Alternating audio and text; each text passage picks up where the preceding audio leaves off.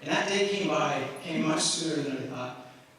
And I heard that same sound maybe a few months later, that click-clack sound coming. And she came up to the door, and she walked in, and there were a bunch of my friends. And they had made salads and pasta. And I'll be honest with you, as she came in, I'll be honest with you, I completely popped out. I did not tell my friends that my mother had any problem with me, right? So this is before Will and Grace. This is before Ellen. This is before all of that. So my friends just thought, well, she must be a goddamn saint because she accepts her gay son, because I hadn't said any differently, and I hadn't told my mom that so many of my friends are now gay and lesbian.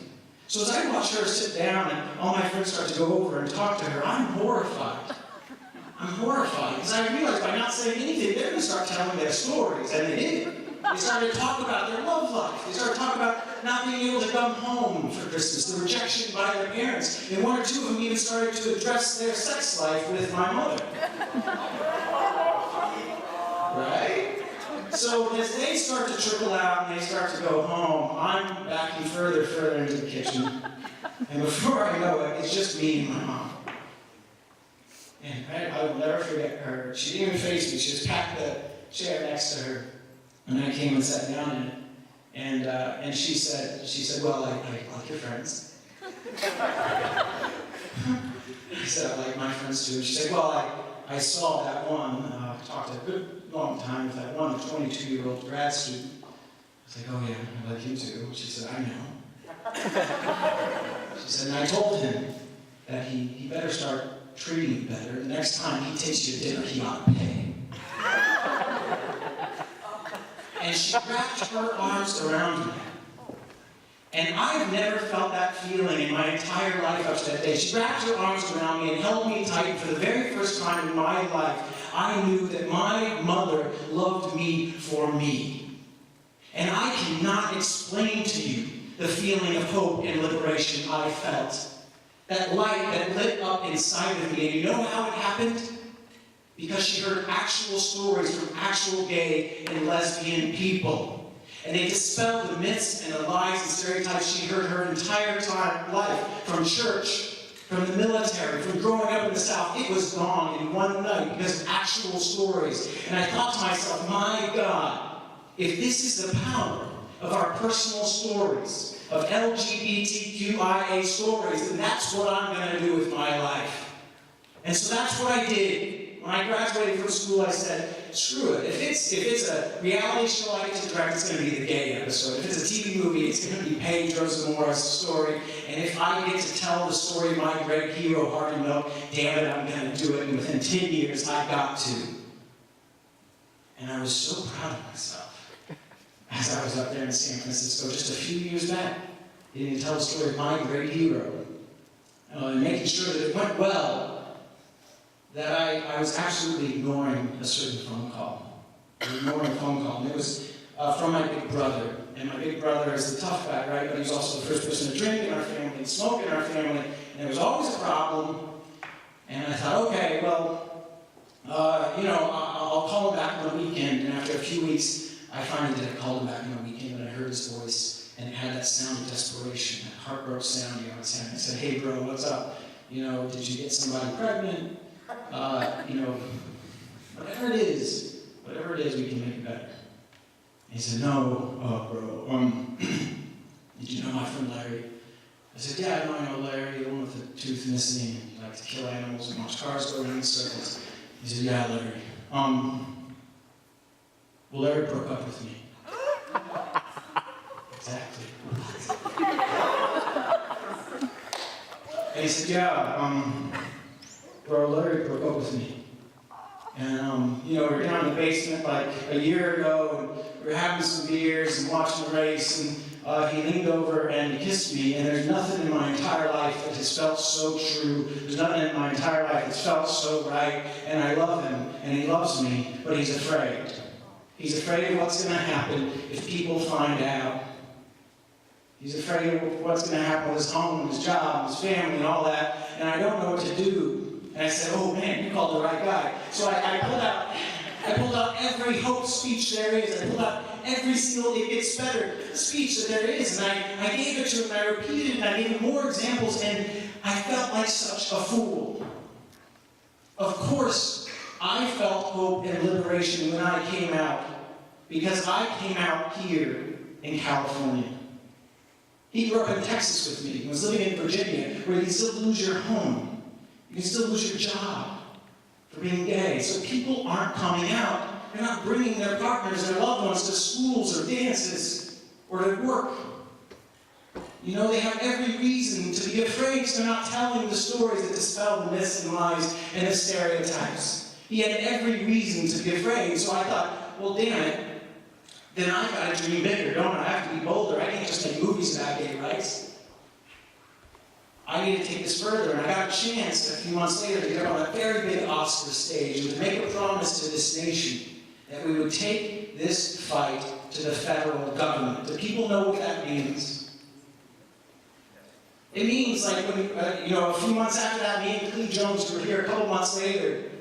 He was here a couple of years ago, and a couple months after that Oscar thing, we went to Washington, D.C., and we said it was time to take this movement federal, so that my win in California, my freedom in California, would apply to all 50 states. It would apply to my brother. It would apply to the people in Mississippi and Texas, and those young people who need hope so badly out there. And you know what I heard from way too many gay activists? They said, it's too soon. You need to quiet down. It will cause a backlash. It's too soon to take this federal. Yeah. And thankfully, if you win an Oscar, you get to sort of hang out with some cool people. Has anyone here ever heard of a guy named Julian Bond? Yeah, Julian Bond. All right, so a great leader in the Black Civil Rights Movement who had headed up the NAACP for a while, and I was getting all nervous because people were saying, don't do it, Lance, don't do it, Lance. And he said, Lance, good things do not come to those who wait, they come to those who agitate.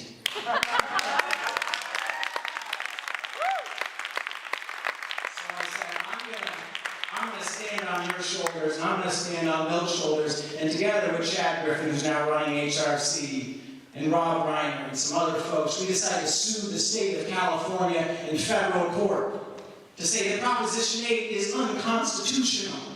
And then when we win here, it ought to apply to all the states. All LGBT people deserve freedom in all 50 states. We are Americans. And if you've been paying attention to the case, which I bet you guys have been, we've been winning, haven't we? We've been winning. We won in district court, we won in the Ninth Circuit, and a few weeks ago, I was in the U.S. Supreme Court listening to arguments. And all I wanted to do, when I walked down those steps out of the U.S. Supreme Court was to call my big brother up and say, big bro, listen, man, my freedom will soon be your freedom. We are one step away from my liberation being your liberation, my hope being yours. But I couldn't, because in those 4 years, my big brother lost his battle with cancer and he passed away. And he will never know that feeling of liberation. He will never know that feeling of hope. He'll never know what it means to be a true American. And why? Because we still live in a checkerboard nation where some areas are free and some areas are not free, and that has to end. So why did I come here instead of hanging out in Hollywood? Because I need you. Yes. I need you people. Yes, that's right.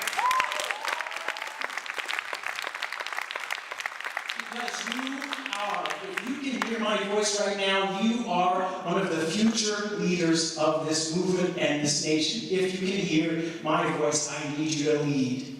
Because we are not done.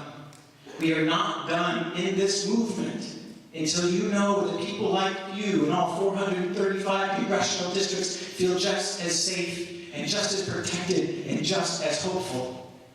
So how do you do that? Just a few things. Harvey laid it out. Some things you can do right now. Number one, Harvey said, come out.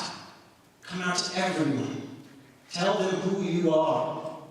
Number two, tell that story. If you've learned nothing else with this little speech and dance I've just done, understand the power of your personal story to change minds and to change hearts. Come out and tell that story to people. Let them know who you are. It dispels the stereotypes they've heard growing up in their churches. and at their work, and in their families. Number 3, and I actually think this might be the most important, you have to start to reach out to unexpected allies. Reach out to other groups of people who are discriminated against. All too often, recently in this movement, I feel we become myopic. It means we're only looking at ourselves. We're only worried about our own freedom. We're only worried about our own marriage equality and our own rights. But guess what? There's all these other people out there who need help. And we're all minorities now, in so many different ways. Everyone in the country, it just depends on how you slice the pie.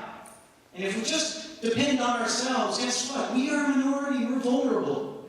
But when we start to reach out to other groups of people who also need help, we build something Harvey Milk used to call the coalition of the us's.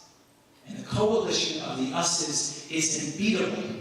We are strong, and we'll watch out for each other. So that doesn't mean going out there and saying, what can you do for me? That means going to that women's group, going to that workers group, going to that racial minority group, that religious group, and saying, what can we as the LGBT community do for you?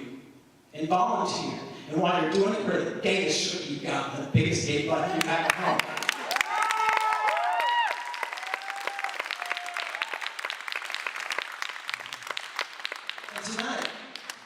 Tonight, I'm going to leave you with this. I want you just to think about a couple of things, because I'm sure you've learned a lot, and I hope you've been inspired.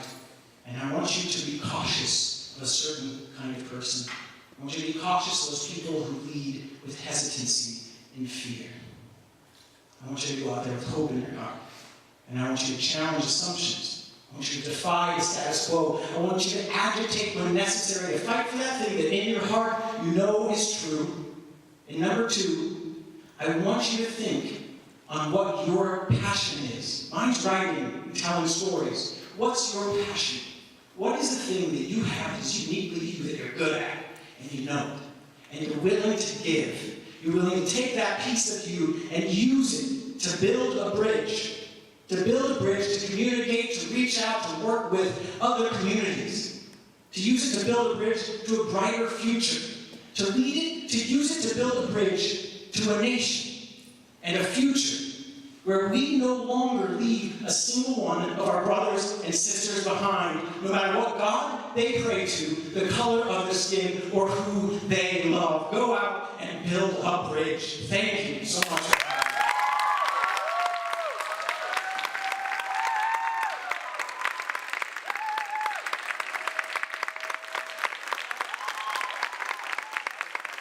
See you in San Francisco in 3 years.